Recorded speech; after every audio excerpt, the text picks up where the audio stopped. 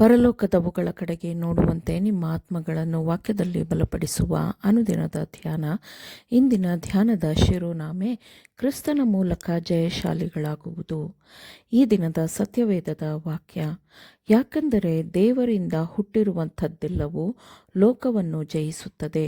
ಲೋಕವನ್ನು ಜಯಿಸಿದಂಥದ್ದು ನಮ್ಮ ನಂಬಿಕೆಯೇ. 1 ಯೋಹಾನ 5ನೇ ಅಧ್ಯಾಯ 4ನೇ ವಚನ. ಅನಂತ ಜ್ಞಾನವನ್ನು ಹೊಂದಿರುವ ನಮ್ಮ ಸಹಾಯಕನ ಬಳಿಗೆ ನಾವು ಹೋಗಬೇಕು, ಅವನಿಗೆ ಹತ್ತಿರವಾಗಬೇಕು.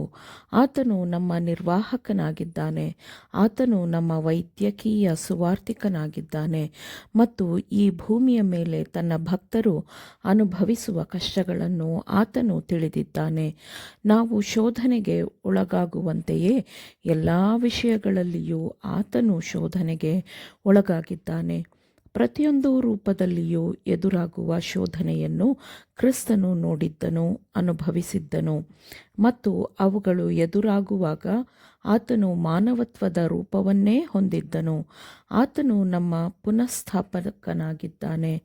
ಆತನನ್ನು ತಮ್ಮ ರಾಜನು, ತಮ್ಮ ವಿಮೋಚಕನು ಎಂದು ಅವನ ಮೇಲೆ ಅವಲಂಬಿಸುವ ಮಾನವ ಕಾರ್ಯಭಾರಿಗಳೊಂದಿಗೆ ಆತನು, ಅಂದರೆ ದೇವರು, ತನ್ನ ಒಡಂಬಡಿಕೆಯನ್ನು ಪರಿಪೂರ್ಣ ಮಾಡಿಕೊಳ್ಳುತ್ತಾನೆ.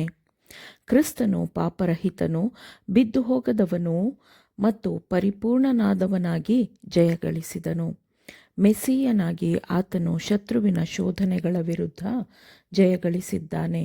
ಆ ಮೂಲಕ ಅವನು ಜಯಿಸಿದಂತೆ ನಾವೂ ಜಯಿಸಲು ಸಾಧ್ಯವಾಗುವಂತೆ ಮಾಡಿದ್ದಾನೆ. ಶತ್ರುವಿನೊಂದಿಗಿನ ಪ್ರತಿಯೊಂದು ಮುಖಾಮುಖಿಯ ಹೋರಾಟದಲ್ಲೂ ನಾವು ಜಯಗಳಿಸಬೇಕು. ಭೋಗದ ಕಾರಣದಿಂದ ಲೋಕದಲ್ಲಿ ತುಂಬಿರುವಂತಹ ಭ್ರಷ್ಟತೆಯಿಂದ ಪಾರಾಗಿ ದೈವಿಕ ಸ್ವಭಾವದ ಪಾಲುಗಾರರಾಗುವ ಮೂಲಕ ನಾವು ಜಯಶಾಲಿಗಳಾಗಬೇಕು. ಆತನನ್ನು ಸ್ವೀಕರಿಸುವ ಮೂಲಕ ಮತ್ತು ಆತನನ್ನು ನಂಬುವ ಮೂಲಕ ಮತ್ತು ಆತನು ತನ್ನ ಮಾನವತ್ವದಲ್ಲಿ ಗಳಿಸಿದ ಪ್ರತಿಯೊಂದು ವಿಜಯದ ಮೂಲಕ ನಾವು ವಿಜಯವನ್ನು ಹೊಂದಲು ಸಾಧ್ಯವಾಗುತ್ತದೆ. ಯಾರು ಆತನ ಹೆಸರಿನಲ್ಲಿ ನಂಬಿಕೆ ಇಟ್ಟರೋ ಅವರಿಗೆ ದೇವರ ಮಕ್ಕಳಾಗುವ ಅಧಿಕಾರ ಕೊಟ್ಟನು ಎಂದು ವಾಕ್ಯವು ಹೇಳುತ್ತದೆ. ಮಾನವತ್ವದಲ್ಲಿದ್ದಾಗ ಕ್ರಿಸ್ತನು ಗಳಿಸಿದ ಪ್ರತಿಯೊಂದು ವಿಜಯವು ನಮಗೆ ಅದರ ನಿಜವಾದ ಫಲಗಳನ್ನು ಭದ್ರಪಡಿಸುತ್ತದೆ. ಸೈತಾನನ ದಾಳಿಯ ವಿರುದ್ಧ ಜಯಗಳಿಸಿದ ಪ್ರತಿಯೊಂದು ವಿಜಯವೂ ಮಾನವತ್ವದ ವಿಜಯದ ಸಂದರ್ಭವನ್ನು ಸೂಚಿಸುತ್ತದೆ. ಹಿಂದಿನ ಕಾಲದಲ್ಲಿ ನಡೆದ ದೇವಜನರ ವಿಮೋಚನೆ ಮತ್ತು ಶೋಧನೆಯ ಸಮಯದಲ್ಲಿ ಅವರಿಗೆ ಆತನು ತೋರಿಸಿದ ಕೃಪೆ, ಇವುಗಳನ್ನು ಮನಸ್ಸಿನಲ್ಲಿಟ್ಟುಕೊಂಡು ದೇವರಲ್ಲಿ ನಂಬಿಕೆ ಇಟ್ಟರೆ ವರ್ತಮಾನ ಮತ್ತು ಭವಿಷ್ಯದ ತುರ್ತು ಪರಿಸ್ಥಿತಿಗಳಲ್ಲಿಯೂ ಆತನು ನಮಗಾಗಿ ಏನು ಮಾಡುತ್ತಾನೆ ಎಂಬುದು ತಿಳಿಯಬರುತ್ತದೆ. ಒಬ್ಬ ಮನುಷ್ಯನ ಕಷ್ಟದ ಅನುಭವವು ಎಂತಹದ್ದೇ ಆಗಿರಲಿ, ಅವನು ತನ್ನ ಪೂರ್ಣ ಹೃದಯದಿಂದ ನಮ್ರನಾಗಿ ಪಶ್ಚಾತ್ತಾಪದಿಂದ ದೇವರಿಗೆ ಶರಣಾದರೆ ಆತನು ಅವನನ್ನು ಸ್ವೀಕರಿಸುತ್ತಾನೆ. ನಂಬಿಕೆಯಿಂದ ಕ್ರಿಸ್ತನನ್ನು ತಮ್ಮ ವೈಯಕ್ತಿಕ ರಕ್ಷಕನನ್ನಾಗಿ ಸ್ವೀಕರಿಸುವ ಎಲ್ಲರಿಗೂ, ಅಂದರೆ ದೇವರ ಪುತ್ರರು ಪುತ್ರಿಯರೆಲ್ಲರಿಗೂ ಆತನು ಜಯಶಾಲಿಗಳಾಗುವ ಬಲವನ್ನು ಕೊಡುತ್ತಾನೆ. ಅವರು ದೈವಿಕ ಸ್ವಭಾವದ ಪಾಲುಗಾರರಾಗುತ್ತಾರೆ ಮತ್ತು ಆತನ ಕೃಪೆ, ಕರುಣೆ, ಆತನ ಆತ್ಮದ ಕೃಪೆಯನ್ನು ಅವರು ಸಂಪೂರ್ಣವಾಗಿ ಅರಿತುಕೊಳ್ಳುತ್ತಾರೆ. ನಮ್ಮ ಪ್ರಾರ್ಥನೆಗಳು ದೇವರ ಬಳಿಗೆ ಪೂರ್ಣ ನಮ್ರತೆಯಿಂದ ತಗ್ಗಿಸಿಕೊಂಡವರ ಪ್ರಾರ್ಥನೆಗಳಾಗಿ ಏರಿ ಹೋಗಲಿ. ಕ್ರಿಸ್ತನು ಕೃಪೆಯಿಂದ ನಮ್ರನಾಗಿ ಈ ಲೋಕಕ್ಕೆ ಬಂದಿದ್ದಾನೆ.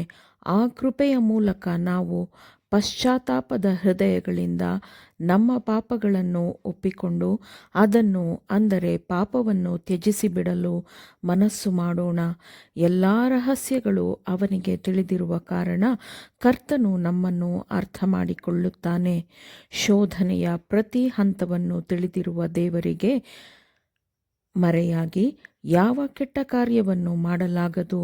ಅಂದರೆ ದೇವರಿಗೆ ಎಲ್ಲವೂ ಗೋಚರವಾಗಿರುತ್ತದೆ. ಕ್ರಿಸ್ತನು ತನ್ನ ಸೇವೆಯ ಆರಂಭದಲ್ಲಿ ಸೈತಾನನೊಂದಿಗೆ ಹೊಂದಿದ್ದ ದೊಡ್ಡ ಸಂಘರ್ಷವನ್ನು, ಹೋರಾಟವನ್ನು ಕ್ರಿಸ್ತನು ಆಗಾಗ್ಗೆ ಸುವಾರ್ತಾ ಪುಸ್ತಕಗಳಲ್ಲಿ ಉಲ್ಲೇಖಿಸಿದ್ದಾನೆ. ದೇವರ ರಾಜ್ಯಕ್ಕೆ ವಿರುದ್ಧವಾಗಿ ಇರುವ ಸೈತಾನನ ರಾಜ್ಯವನ್ನು ಕ್ರಿಸ್ತನು ಯಾವಾಗಲೂ ಉಲ್ಲೇಖಿಸಿದ್ದಾನೆ. ನಾವು ಕರ್ತನ ಪಕ್ಷದಲ್ಲಿದ್ದೇವೆಯೋ ಎಂದು ಖಚಿತಪಡಿಸಿಕೊಳ್ಳೋಣ. ಆಮೇನ್. ದೇವರ ವಾಕ್ಯಗಳನ್ನು ಶ್ರದ್ಧೆಯಿಂದ ಆಲಿಸುವವರು ಮಾತ್ರವೇ ಆಗಿರದೆ ಪಾಲಿಸುವವರೂ ಆಗಬೇಕೆಂದು ನಿಮ್ಮನ್ನು ಉತ್ತೇಜಿಸುತ್ತೇನೆ. ಪರಿಶುದ್ಧಾತ್ಮನ ಸಹಾಯದಿಂದ ಆಲಿಸಿದ ನಿಮ್ಮೆಲ್ಲರಿಗೂ ಧನ್ಯವಾದಗಳು. ಮತ್ತೆ ದೈನಂದಿನ ಧ್ಯಾನಕ್ಕಾಗಿ ನಾಳೆ ಸಂಧಿಸೋಣ. ಆಮೇನ್.